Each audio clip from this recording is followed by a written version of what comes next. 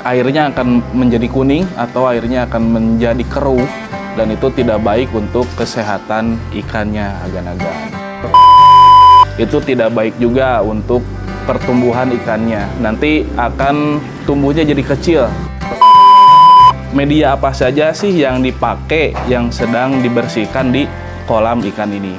Jangan kemana-mana, tetap di Lars Team Studio.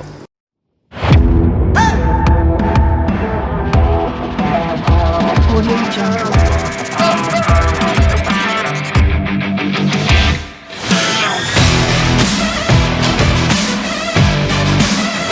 Audio Jungle.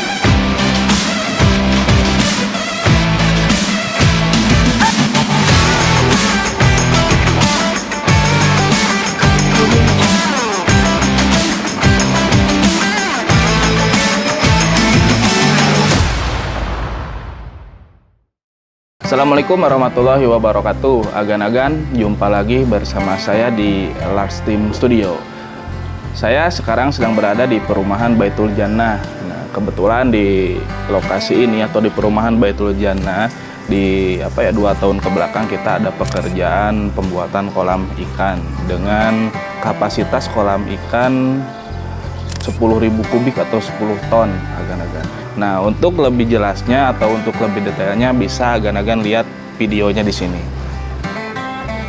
Nah, sekarang saya akan menjelaskan ya, ada beberapa tips untuk agan-agan kita diskusi di sini.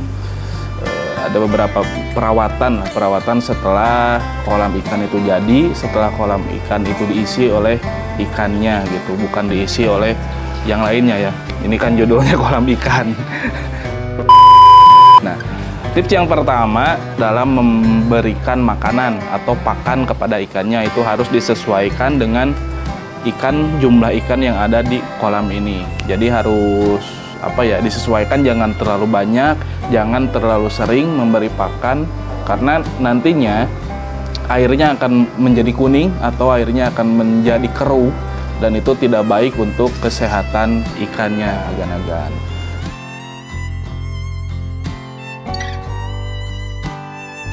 Nah, untuk tips yang berikutnya, jaga untuk populasi atau isi ikannya. Jadi kalau misalkan ini kapasitas 10.000 ton, itu ikannya jangan terlalu banyak, karena kalau misalkan ikannya terlalu padat, itu tidak baik juga untuk pertumbuhan ikannya. Nanti akan tumbuhnya jadi kecil, jadi tidak besar ya. Meskipun kadang bagaimana juga dari faktor indukan ikannya juga gitu. Cuman kalau misalkan terlalu padat, kasihan juga kan ikannya di sini terlalu sempit gitu, agan-agan. Untuk tips berikutnya, baiknya ditanami pepohonan atau tanaman air. Nah, itu juga bagus. Fungsinya itu untuk oksigen untuk si ikannya. Ada beberapa tumbuhan air ya, semacam kayak teratai air, terus ada juga semacam eceng. Seperti itu, banyaklah tanaman-tanaman air, dan itu bisa menghasilkan oksigen untuk si ikannya, agan-agan.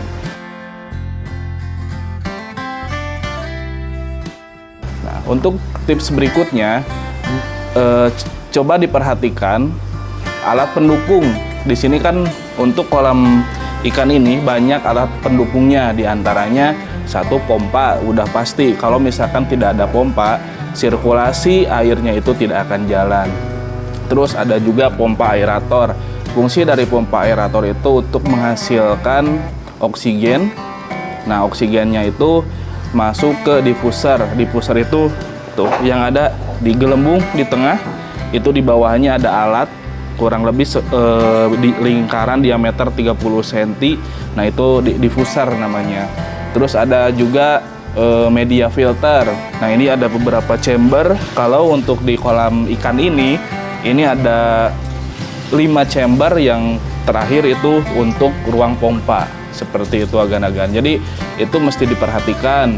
Kalau misalkan chamber pertamanya pakai apa, chamber kedua pakai apa, ketiga dan seterusnya. Karena itu untuk keberlangsungan hidup si ikannya, supaya airnya bisa tetap jernih airnya bisa tetap sehat seperti itu agak-agak. Nah, untuk tips yang terakhir harus ada pengontrolan atau pengurasan si media chambernya itu harus dikontrol. Karena kalau tidak dikontrol, otomatis kan dari pakan ikan, dari kotoran ikan itu nanti akan ngendap di media filternya yang nantinya menghambat ke sirkulasinya. Nah, seperti yang sedang dilakukan di belakang saya, ini sedang melakukan pembersihan kolam atau pembersihan media. Kita bisa lihat media apa saja sih yang dipakai yang sedang dibersihkan di kolam ikan ini. Jangan kemana-mana, tetap di Lastim Studio.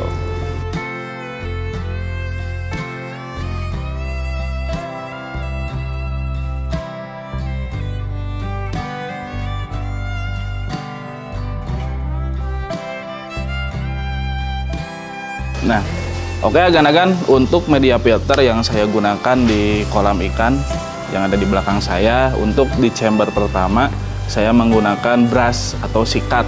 Nah, contohnya seperti ini ya.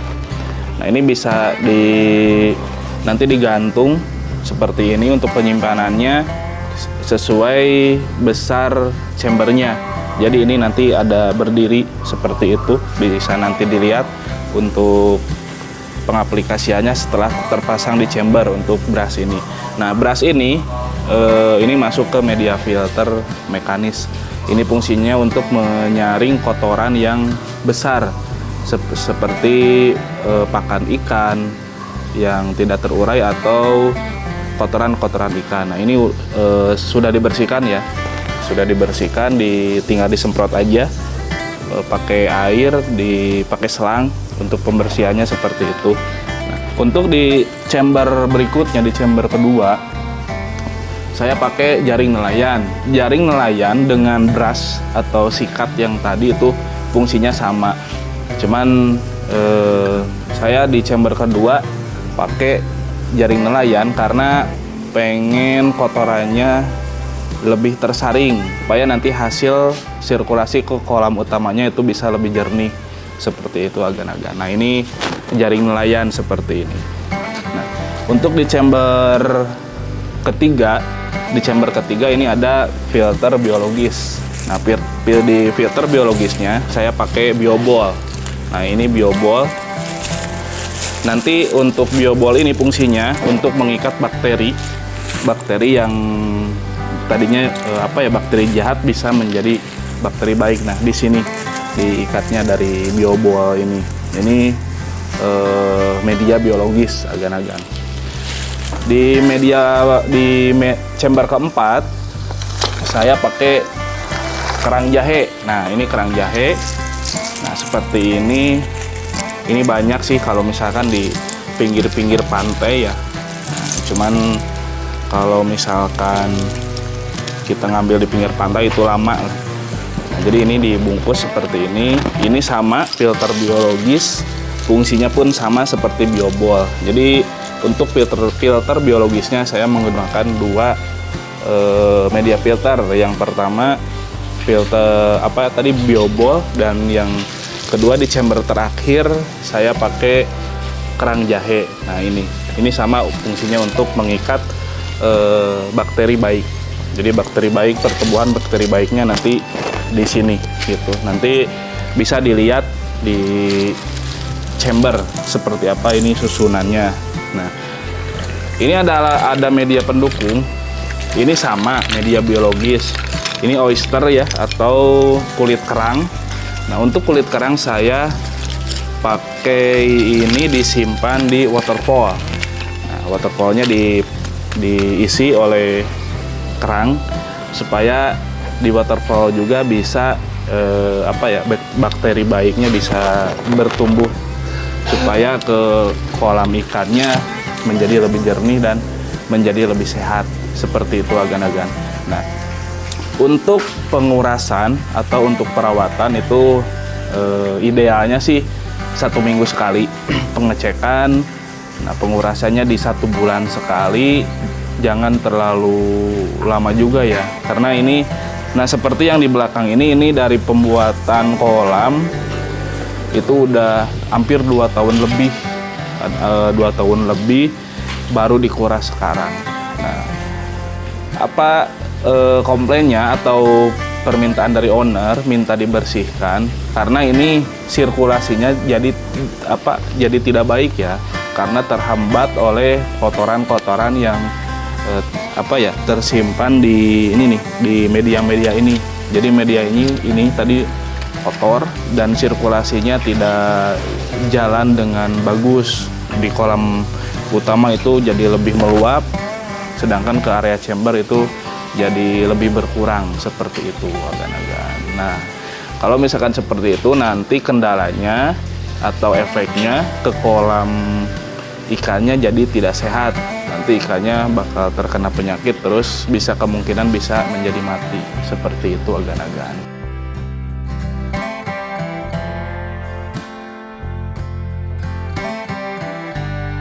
Nah, agan-agan, tadi saya sudah memaparkan beberapa tips untuk merawat kolam ikan. Nah, bagi agan-agan yang ingin menambahkan atau yang ingin bertanya bisa tulis di kolom komentar, atau agan-agan ingin membangun rumah, terus membangun kolam ikan, membangun kolam renang, bisa hubungi kami. Kantor kami ada di Perumahan Melati Mas Residen Blok A 08, atau bisa lihat portofolio kami di Instagram, di TikTok, di Facebook juga ada.